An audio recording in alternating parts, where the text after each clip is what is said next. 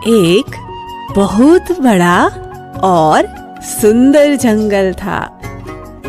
उसी जंगल में बहुत सारे पक्षी रहा करते थे। सभी पक्षी मिलजुल कर रहते थे।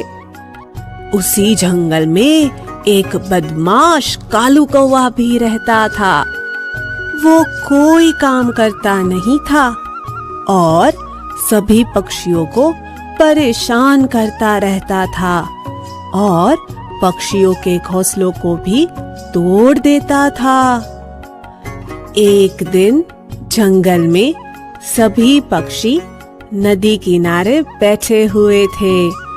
तभी टोनी चिड़िया कहती है, हमें अब हमारा घोंसला पक्का बना लेना चाहिए।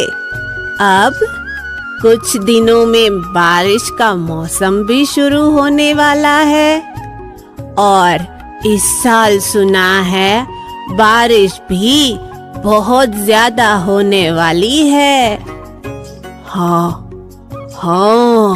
तो हमें अपना अपना घोंसला भी पक्का बना लेना चाहिए और हमें अनाज भी इकट्ठा करके रख लेना चाहिए।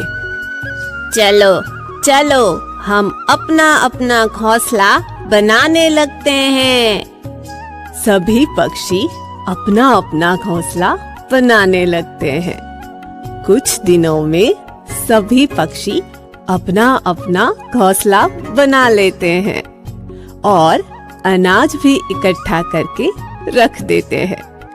तभी काला कौवा एक पेड़ की डाली पर बैठकर सोच रहा था, मुझे अब कुछ करना होगा। जंगल में तो सभी पक्षी ने अपना अपना घोंसला पक्का बना लिया है। मैं बारिश में कहाँ रहूंगा? फिर काला कौवा सभी पक्षी के घोंसलों को देखता है।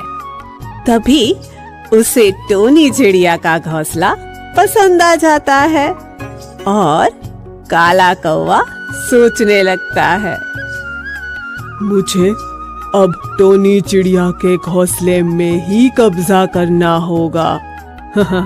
ये बहुत ही सुंदर घोंसला है। फिर काला कौवा टोनी चिड़िया के पास जाता है और कहता है, टोनी बहन, मेरी मदद करोगी?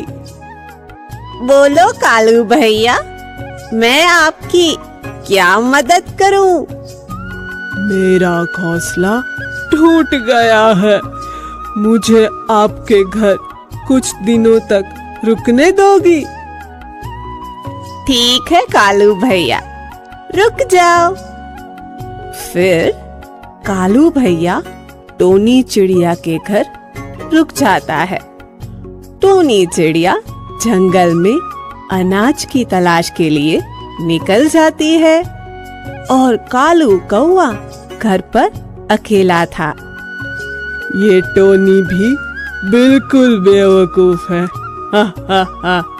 मैं हर साल ऐसे ही पक्षियों के घोंसलों में कब्जा कर लेता हूँ। फिर भी मेरी बातों में विश्वास करके चली गई। तभी शाम को टोनी चिड़िया वापस आती है और कहती है, कालू भैया, दरवाजा खोलो, मैं टोनी चिड़िया हूँ। नहीं नहीं, ये तो मेरा घोंसला है। हाँ, मैं अब तुझे नहीं रहने दूंगा। चली जा कहीं और। टोनी चिड़िया उदास होकर चली जाती है। एक पेड़ की टहनी पर जाकर बैठ जाती है। तभी वहां पर बंची कबूतर आता है और कहता है, अरे टोनी बहन, क्या हुआ? क्यों इतनी उदास हो? मेरे घर में कालू कौवा ने कब्जा कर लिया है। अब अभी कुछ दिनों में बारिश का मौसम भी शुरू होने वाला है। मैं इतनी जल्दी कैसे नया घोंसला बनाऊं और अनाज कहां से इकट्ठा करूं? चलो हम चलते हैं, इस बदमाश कौवे को सबक सिखाते हैं। और सभी पक्षी टोनी के घर जाते हैं। वहां जाकर कहते हैं, सुनो कालू भैया, तुम टोनी का घर उसे वापस कर दो, नहीं तो तुम्हारा बहुत ही बुरा हाल करेंगे। मैं नहीं खाली करूंगा, अब ये मेरा घोंसला है, तुम्हें जो करना है वो करो। चलो इस घोंसले को हम बाहर से ताला लगा देते हैं। फिर सभी पक्षी टोनी चिड़िया के लिए नया घोंसला बनाते हैं। कुछ ही दिनों में एक सुंदर सा घोंसला बना लेते हैं। इसी दौरान कालू कौवे के घर पे रखा हुआ अनाज भी खत्म हो जाता है। इसीलिए कालू दरवाजा खोलता है, लेकिन दरवाजा नहीं खुलता है। अब मैं क्या करूं? ये तो बाहर से दरवाजा बंद हो गया और मेरे घर में अनाज भी खत्म होने वाला है। बचाओ, बचाओ! अरे कोई तो मुझे बचाओ! जंगल के सभी पक्षी कालू कौवे की आवाज सुनकर इकट्ठा हो जाते हैं और दरवाजा खोलते हैं।